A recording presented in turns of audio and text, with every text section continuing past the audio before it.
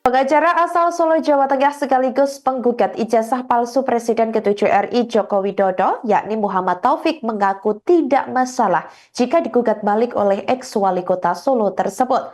Ia menegaskan justru senang apabila ada gugatan pidana yang dilayangkan oleh pihak Jokowi kepada dirinya. Saat ditemui Tribun News pada Senin 20 April 2025 lalu, ia menanggapi apabila digugat balik oleh pihak Jokowi. Namun ia memberi catatan bila Jokowi berencana menggugat balik dirinya tidak bisa diwakilkan jika itu merupakan gugatan pidana. Maka harus Jokowi sendirilah yang menurutnya melaporkan. Selama 32 tahun menjadi pengacara, menurutnya saling menggugat itu sudah biasa dalam proses berjalannya prosedur hukum. Sebelumnya diketahui buntut tudingan ijazah palsu terhadap Jokowi, pihaknya akan menempuh langkah hukum.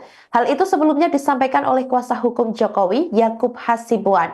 Ia mengatakan berkas-berkas yang sudah dikumpulkan masuk tahap finalisasi. Yakub menuturkan bahwa sejauh ini ada 4 orang yang berpotensi dilaporkan. Namun, ia belum menjelaskan secara pasti siapa saja sosok yang berpotensi akan dilaporkan oleh pihak Jokowi. Yakub menerangkan bukti-bukti yang dikumpulkan saat ini beberapa di antaranya mengarah pada dugaan tindak pidana. Ia mengatakan bahwa kabar ini akan terus diperbarui sejalan dengan riset dan analisis tim hukum Jokowi. Mundur ke belakang beberapa hari lalu, Pak, ini kan dari Pak Jokowi juga sempat digeruduk oleh massa dari TPUA yang menuntut untuk ditunjukkan ijazah asli di rumahnya. Dan buntutnya akhirnya Pak Jokowi ini berencana akan menggugat pihak-pihak yang mempermasalahkan ijazahnya dan juga dari pihak yang menggugat ijazah tersebut.